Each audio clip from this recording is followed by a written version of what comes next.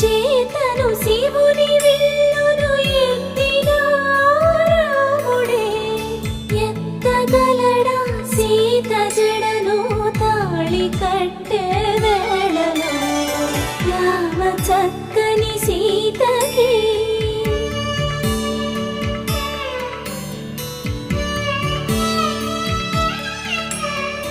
ఎర్ర జాబిలి చేయి రాముడేడని అడుగుతుంటే చూడలేదని పెదవి చెప్పే చెప్పలేమని కనులు చెప్పే నల్ల పూస